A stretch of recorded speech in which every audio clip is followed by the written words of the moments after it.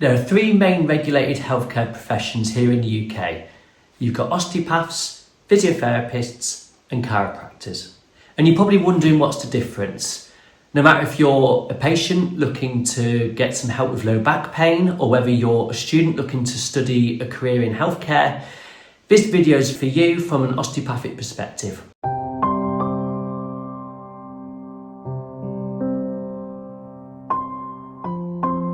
My name is Tom Smith and I'm an osteopath and naturopath based here in Rickle, just in between York and Selby.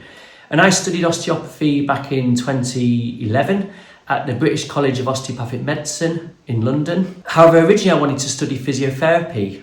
I wanted to work in professional sport with a history of playing rugby and athletics, and I really wanted to work in professional football.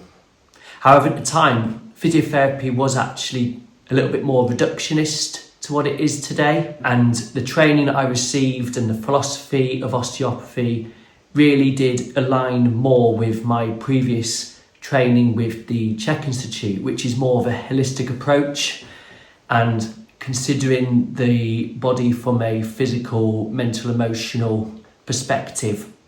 Obviously now all three professions have a much more grounding on the biopsychosocial aspect of someone's aches and pains. So obviously that means we understand and appreciate how the mind and body is interlinked, as well as lifestyle advice, diet, stress, etc. When I studied osteopathy, I really wanted to study naturopathy just because that had a much more well-rounded approach, and it helped people not just with their physical aches and pains, but also looking at the body from a nutritional perspective. I'd already done a lot of training in massage therapy, where I studied neuromuscular therapy and trigger point work, and I knew that in the syllabus we studied neuromuscular therapy. And also I wanted to study the more subtle aspects of osteopathy, such as visceral osteopathy and cranial osteopathy, which is heavily used when treating babies and children. And the approach itself is hands-on, much more so than physiotherapy, which is more exercise based. And as an osteopath, we use tools such as massage, mobilization, articulation and spinal manipulation, as well as the other techniques such as visceral and cranial. Obviously you may see an osteopath and you may have a completely different experience to another osteopath, and that will obviously depend on the practitioner's skill set, experiences, beliefs, and also their way of practicing, which just goes to show how diverse the profession is. But obviously all osteopaths are regulated with the General Osteopathic Council, and it is actually illegal to call yourself an osteopath without being registered. If you want to study physiotherapy, it's a 3-year degree course where you'll study at a university. Physiotherapists do tend to be more hands-off, especially in the NHS, where there's more exercise advice given and also lifestyle advice. So that it obviously meets the supply and demand of the NHS, and time doesn't allow practitioners to be able to spend lots of time with people and obviously to see that patient for many times. So it's obviously more cost effective to give exercises, and it from a perspective for the patient, it's actually really empowering to give exercise and to give self-help advice. The old adage is that if you give a man a fish, you feed him for a day, but if you teach a man to fish, you feed him for a lifetime. And that just basically resonates with me, working in fitness for many years before as an osteopath.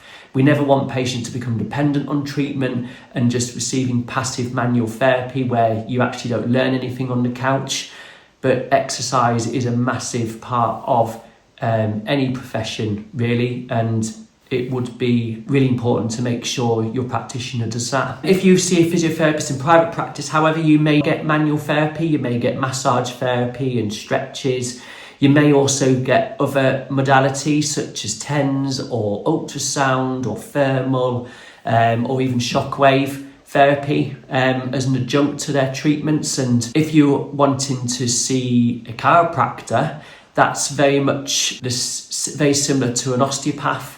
I did work in a chiropractic clinic for 2.5 years, so I have first-hand experience of working in chiropractic. Sessions with a chiropractor are more spent doing the spinal manipulations.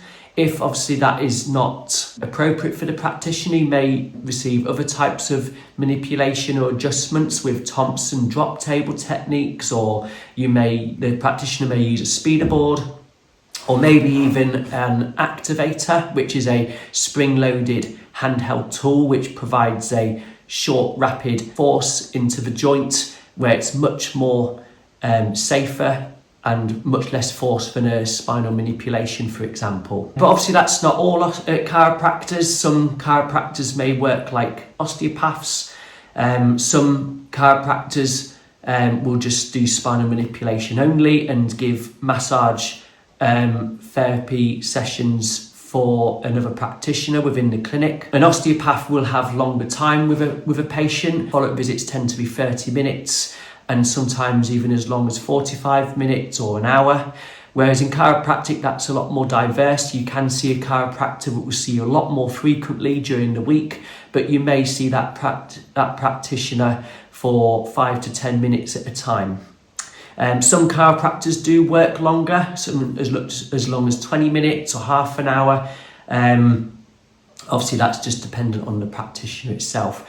And for example, with a chiropractor, if you had, say, a shoulder problem, rather than treating the shoulder per se, is that they will look to the spine first. And if there is a segment in the spine that needs an adjustment, that will, in their philosophy, release the impeding obstruction from the nerves to that area. So for example, the shoulder we know is innervated by C5, C6. So provided there's no disc issue in the neck, is that they may provide an adjustment or a spinal manipulation at the C5, C6 level, with the idea that the nerve flow will actually innervate the shoulder and help the pain and dysfunction there.